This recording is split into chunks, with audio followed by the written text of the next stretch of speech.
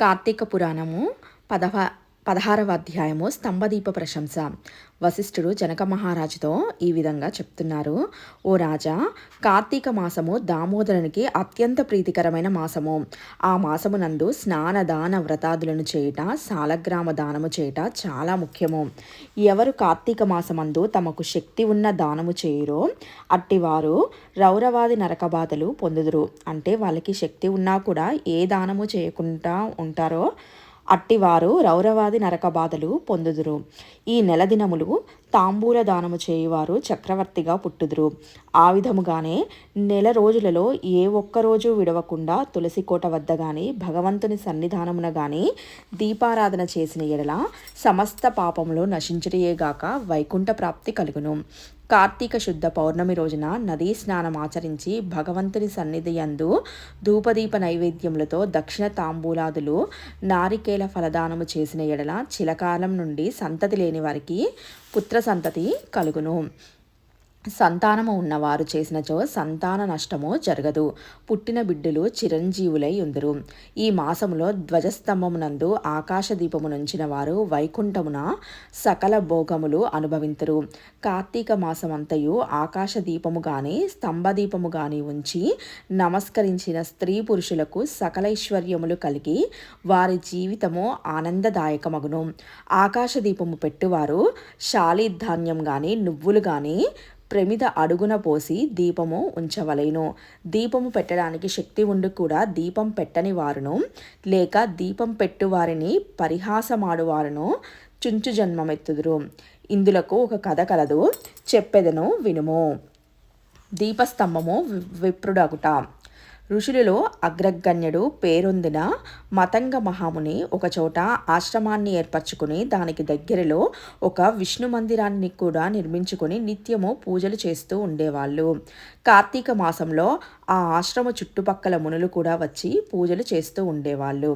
ప్రతిదినము ఆలయ ద్వారాలపై దీపములు వెలిగించి కడు భక్తితో శ్రీహరిని పూజించి ఇంటికి వెళ్తూ ఉండేవాళ్ళు. ఒకనాడు ఆ మునులలో ఒక వృద్ధుడు తక్కిన మునులను చూసి, ఓ సిద్ధులారా, కార్తీక మాసంలో హరిహరాదుల ప్రీతి కొరకు స్తంభ దీపము ఉంచినచో వైకుంఠ ప్రాప్తి కలుగుతుందని మనకందరికీ తెలిసిన విషయమే కదా. రేపు కార్తీక శుద్ధ పౌర్ణమి. హరిహరాదుల సన్నిధిలో మనము స్తంభదీపాన్ని ఉంచి పాతి దానిపై దీపమును పెట్టుదుము. కావున మనమందరము అడవికి వెళ్ళి నిడుపాటి స్తంభము తీసుకొని వద్దాము రండి అని పలుకగా అందరూ పరమానంద భరితులై అడవికి వెళ్ళి చిలువలు పలువలు లేని ఒక చెట్టును మొదలు నరికి దానిని తీసుకొని వచ్చి ఆలయంలో స్వామికి ఎదురుగా పాతారు. దానిపై శాలిధాన్యముంచి ఆవునేతితో నింపిన పాత్రను దానిపై పెట్టి అందులో వత్తి వేసి దీపము వెలిగించారు. పిమ్మట వారందరూ కూర్చుండి కార్తీక పురాణము పఠనము చేస్తూ ఉండగా ఫెలఫెలమను శబ్దము వినిపించెను. అలా చూడగా వారు పాతిన స్తంభము ముక్కలై పడి దీపము ఆరిపోయి చెల్లా చెదురై పడి ఉండెను. ఆ దృశ్యము చూసి వారందరూ ఆశ్చర్యంతో నిలబడిపోయారు. అంతలో ఆ స్తంభము నుండి ఒక పురుషుడు బయటకి వచ్చెను. వారిని చూసి, ఓయి, నీవు ఎవ్వరివి? నీవు ఈ స్తంభము నుండి ఎలా వచ్చావు? నీ వృత్తాంతం ఏంటి అని ప్రశ్నించారు ఆ మునులందరూ. అంతా ఆ పురుషుడు వారందరికీ నమస్కరించి, పుణ్యాత్ములారా, నేను కిందటి జన్మమందు బ్రాహ్మణుడను, ఒక జమీందారుడను. నా పేరు ధనలోభుడు. నాకు చాలా ఐశ్వర్యము ఉండి కూడా మదాంధుడనై న్యాయ విచక్షణలు లేక ప్రవర్తించి తిని దుర్బుద్ధులు అలవడుటచే వేదములు చదవక శ్రీహరిని పూజింపగా దాన ధర్మాలు చేయక మెలిగితిని. నేను నా పరివారముతో కూర్చుండియున్న సమయముననే విప్రుడైన వచ్చి నన్ను ఆశ్రయించి నన్ను అతనిచే నా కాళ్ళు కడిగించి ఆ నీళ్లు నెత్తిమీద వేసుకోమని చెప్పి నానా దుర్భాషలాడి పంపుచుండేవాడను. నేను ఉన్నతాసనంపై కూర్చుండి అతిథులను నేలపై కూర్చోమని చెప్పేవాడిని. స్త్రీలను పసిపిల్లలను హీనముగా చూసేవాడిని. అందరూను నా చేష్టలకు భయపడువారే కానీ నన్ను ఎవ్వరూ కూడా మందలింపలేకపోయిరి. నేను చేయు పాపకార్యములకు హద్దు లేకపోలేదు. దాన ధర్మములు ఎట్టివో నాకు తెలియవు.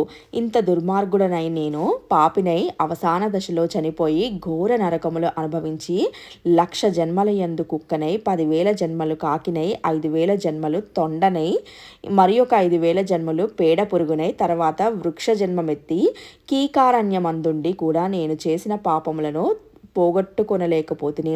ఇన్నాళ్లకు మీ దయ వలన స్తంభముగానున్న నేను నరరూపమెత్తి జన్మాంతర జ్ఞానినైతిని. నా కర్మలన్నీయు మీకు తెలియజేసి తిని నన్ను మన్నించండి అని వేడుకొనెను ధనలోభుడు. ఆ మాటలు అన్నీ విన్న మునులందరూ అందరూ ఆశ్చర్యం పోయారు. ఆహా, కార్తీక మాసము ఎంత గొప్పది! అదియునుగాక కార్తీక శుద్ధ పౌర్ణమి మహిమ వర్ణింప శక్యము కాదు. కర్రలు, రాళ్ళు, స్తంభములు కూడా మన కళ్ళ ఎదుట ముక్తి పొందుచున్నవి. వీటన్నింటికన్నా కార్తీక శుద్ధ పౌర్ణమి ఆకాశ దీపముంచిన మనుజునకు వైకుంఠ ప్రాప్తి తప్పక సిద్ధించును. అందువలనే ఈ స్తంభమునకు ముక్తి కలిగినదని మునులు అనుకుంటుండగా ఆ పురుషుడు ఆ మాటలు విని, ముని పుంగవులారా, నాకు ముక్తి కలుగు మార్గము ఇంకేదైనా కలదా? ఈ జగంబున నెల్లరకు నెటుల కర్మబంధము కలుగును, అది నశించును ఎట్లు? నా సంశయము తీర్చమని ప్రార్థించెను. అక్కడ ఉన్న మునీశ్వరులందరూను తమలో నొకడు అంగీరస మునితో, స్వామి, మీరే అతని సంశయంను తీర్చగల సమర్థులు కాన వివరించండని కోరిరి. అంతా అంగీరస మహర్షి ఇలా చెప్తున్నాడు. ఇట్లు స్కాంద పురాణ అంతర్గత వశిష్ఠ ప్రోక్త కార్తీక మహత్యమందలి 16వ అధ్యాయము 16వ రోజు పారాయణము సమాప్తము.